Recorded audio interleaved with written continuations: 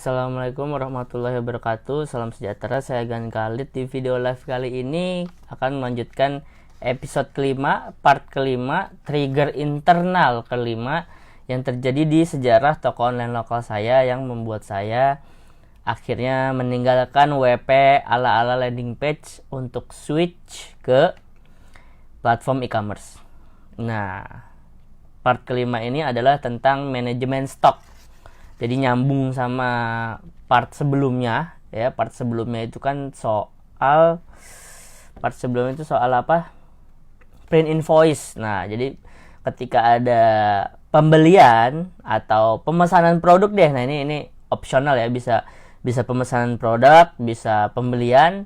Kita pengennya ada print invoice, bisa langsung di print. Itu kalau yang part 4 ya, yang print invoice.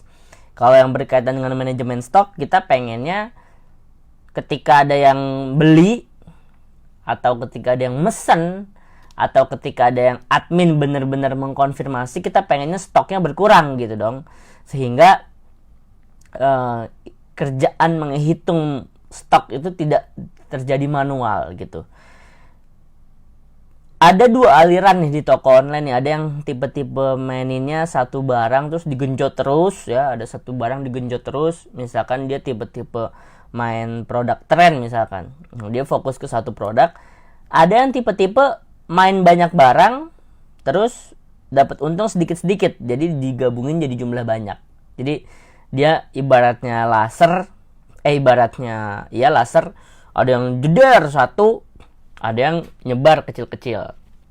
Nah, kira-kira saya sendiri sih yang tipe-tipe nyebar kecil-kecil. Nggak penting banget riset produk sampai yang sampai yang baru banget, sampai yang ngimpor, sampai yang baru pertama kali di Indonesia, nggak sampai kayak gitu. Karena saya lebih banyak mainin di back end, cross selling, upselling segala macam. Nah, karena kebutuhan itu dan untuk orang-orang yang kebutuhannya kayak saya, manajemen stok jadi meter banget, jadi penting banget. Nggak mungkin misalkan gini deh, produk udah 20 aja ya, udah ada 20 produk. Terus setiap satu produk katakanlah variannya 2 atau 3. Kan warna tuh biasanya kalau nggak hitam, biru, merah, biasanya kayak gitu. Nah, itu 20 aja udah mulai keteteran tuh. Kalau misalkan manajemen stoknya masih manual, udah keteteran tuh. Pasti dah.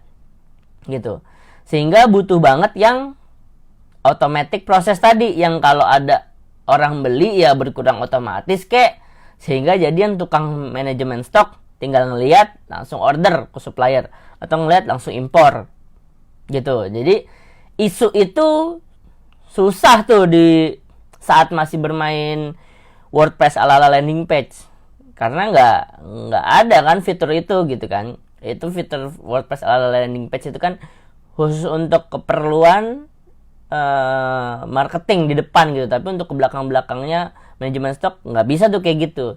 Nah, kalau di platform e-commerce, apapun ya platform e-commerce yang saya tahu, entah Shopify, WooCommerce segala macam, itu memang ada manajemen stok. Termasuk di platform e-commerce yang saya pakai itu ada manajemen stoknya juga. Manajemen stoknya di platform e-commerce yang saya pakai bahkan banyak tuh opsionalnya. Bisa berkurang kalau sejak pesanan itu dipesan, ya kan? Misalkan contohnya yang jualannya mungkin ke reseller, ada yang stoknya berkurang ketika pengunjung mengkonfirmasi pembayaran, ngupload. Ada juga yang stoknya berkurang ketika benar-benar admin yang mengkonfirmasi pembayaran, bisa. Nah, itu di platform e-commerce yang saya pakai itu mendukung tuh. Nah, jadi kembali ke tadi, untuk keperluan part episode bagian manajemen stok, itulah trigger internal kelima yang membuat saya harus meninggalkan WordPress ala-ala landing page lalu switch ke platform e-commerce gitu.